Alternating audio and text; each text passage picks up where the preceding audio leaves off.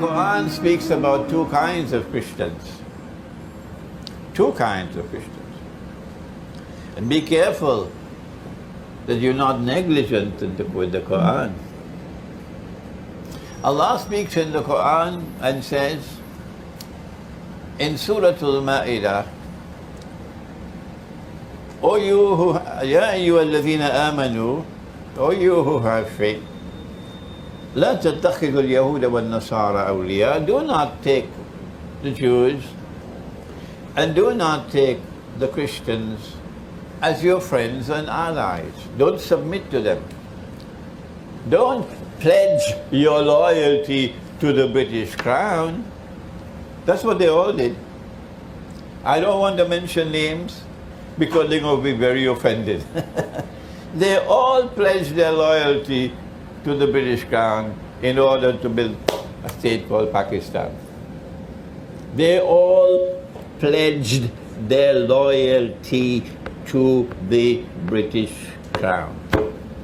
Not just to the British Parliament or government, that's bad enough. It's worse than that. They pledged their loyalty to the British Crown, every single one of them, except some ulama of distinguished memory in India. Allah said, don't take the Jews and don't take the Christians as your friends and allies. Don't take them as your friends and allies. Is he talking about all Jews and all Christians? Only the schoolboy would say so. Proper methodology will easily lead you to the conclusion, no. Allah could not be talking about all Jews and all Christians, as we'll see in a moment. Well, then which Jews and which Christians? The answer is in the words which follow. بَعْدُهُمْ أَوْلِيَاءُ بَعْضٍ. Do not take such Jews, now listen carefully, do not take such Jews and do not take such Christians as your friends and allies, who themselves are friends and allies of each other. In other words, the Quran is anticipating something astonishing. The Christians accuse the Jews of the killing God himself. You can't do worse than that. The crucifixion. So to visualize or to anticipate a reconciliation, a rapprochement, and friendship and alliance between a part of the Christian world and a part of the Jewish world is astonishing. And yet that is what Allah is saying is going to happen.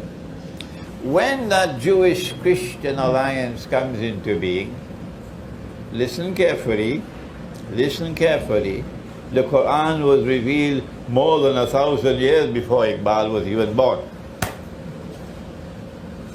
When that Christian-Jewish, Judeo-Christian alliance comes into being, don't take them as your friends and allies.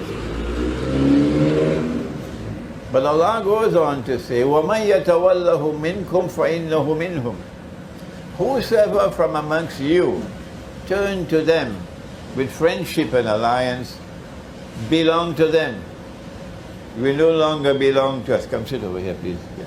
If you turn to them with friendship and alliance, you no longer belong to us, you belong to them. Inna Allah la yahdi al-qawm al-zalimin. Surely Allah does not provide guidance for a wicked people.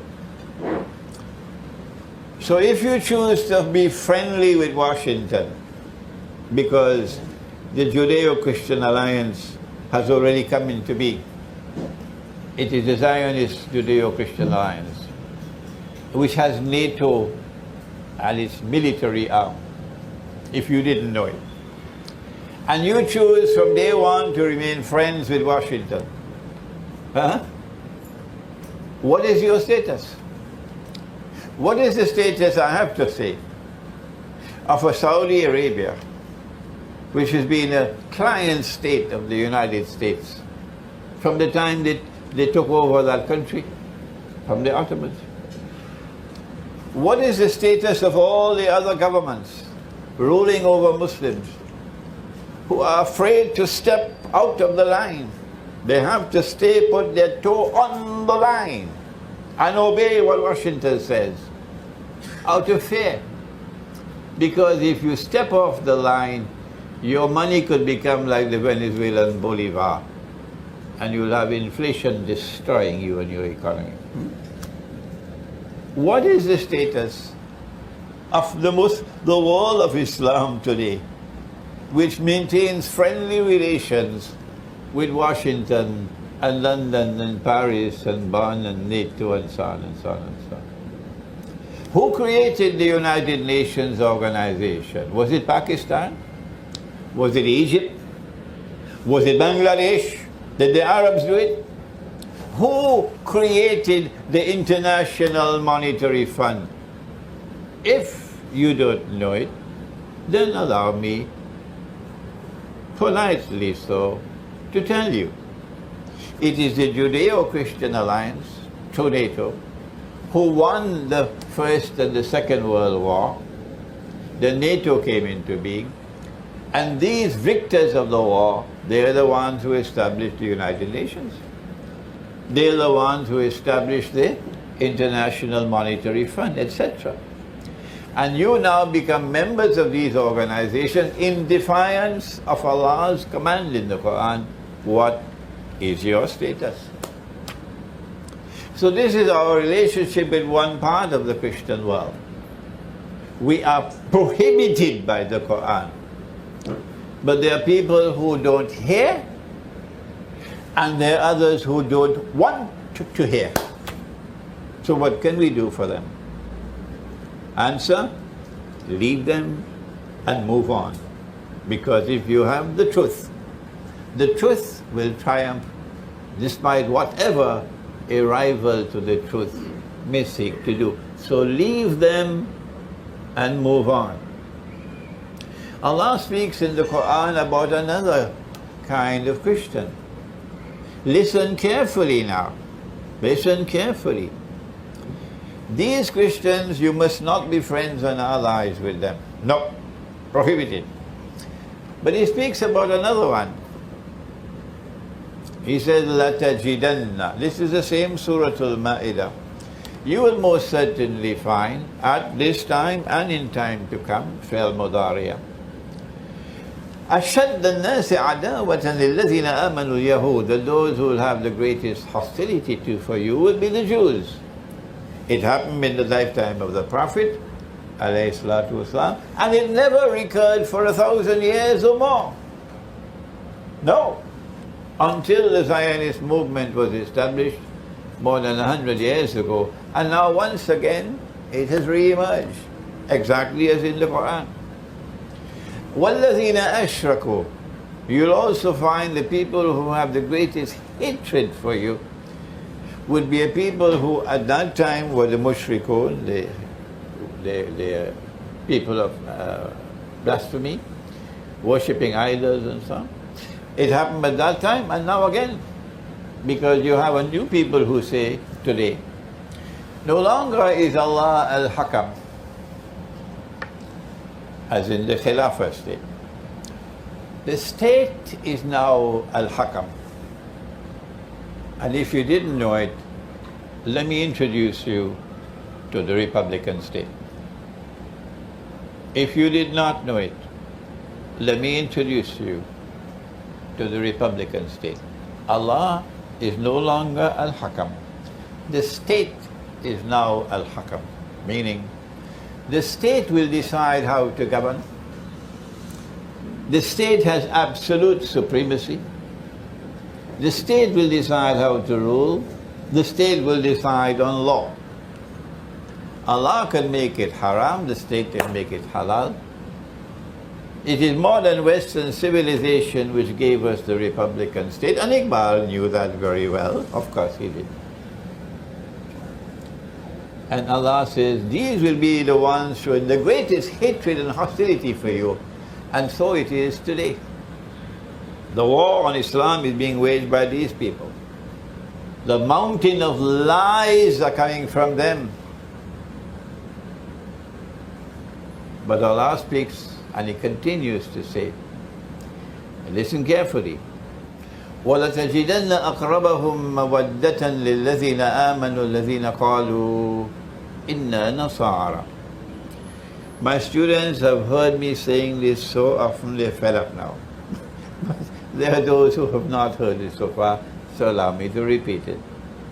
And you will most certainly find at that time, when the Jews re-emerge with the greatest hatred for you, at that time, when these people who are built on shirk emerge with the greatest hatred for you, at that time you will find a people who will show the greatest love and affection for you, and they will be a people who proclaim, we are Christians.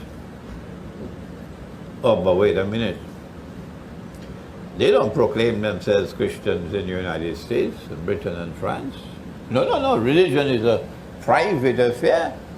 We've been secularized. We proclaim ourselves French and British and American. And religion is for Sunday morning. But these are a different kind of Christian people. قَالُوا إِنَّا نَصَارَى. They proclaim themselves, their identity. We are Christians. So this could not be Western Christianity. Kindly eliminated. A Christian people who will be closest in love and affection for you Muslims at that time. The Quran goes on to say, ذَلِكَ بِأَنَّ مِنْهُمْ كِسِّسِينَ. The reason why they will behave like this is because they have the institution of the ulama intact. The religious scholars still have a status in that Christian people. That side of the world, the religious scholarship is gone. But this side of the world, the ulama of the Christians still have a very high status and a very important function in society. ذَلِكَ بِأَنَّ مِنْهُمْ كِسِّسِينَ. And then Allah goes on to say something else, a third thing, وَالرُّهْبَانَ. And that is because they still have the institution of monasticism. Or eliminate Western Christianity, because the monastery in Britain is now McDonald's hamburgers. The monastery is now Kentucky Fried. Monastic way of life is disappearing. Indeed, the churches of Britain are being sold now. Masajid are coming up where there used to be a church. 4% of the British people now go to church. Britain is essentially an atheist country. But these Christian people still have monasticism. They still have the monastery. They still have the monk. Which Christian people is Allah talking about? And then Allah says a fourth thing about them. وَأَنَّهُمْ لَا يَسْتَكْبِرُونَ. They're not an arrogant people. They don't want to rule the world. And because Russia is not prepared to submit, and China is not prepared to submit, they will wage nuclear war and destroy most of the world. Because they are an arrogant people, they want to rule the world. So then which Christians are we talking about? Answer, we're talking about the Orthodox Christian. He doesn't have Christmas on the 25th of December. And he doesn't have a gentleman with a big white beard who flies through the sky on a reindeer, a fellow called Santa Claus, on the 25th of December. No, no, no. When you go to the Orthodox Christian church as when I went to Moscow, I found there were no chairs. None. It was like a masjid. Yes. An Orthodox Christian, I cannot mention his name, he's a prominent Christian, Russian military analyst and political analyst, is coming to visit me. I'm honored to have such an important man coming to visit me, to spend some time with me. And the man makes mention about dietary rules.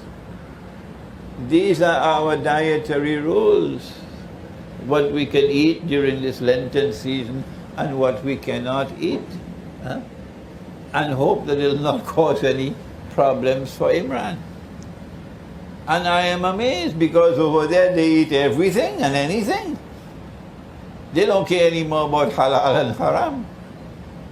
And so I share with you now, finally, that the Khilafah state would recognize the Orthodox Christian world, which today is led by Russia, that these are the people Allah is talking about in the Quran, that they will be closest in love and affection for you.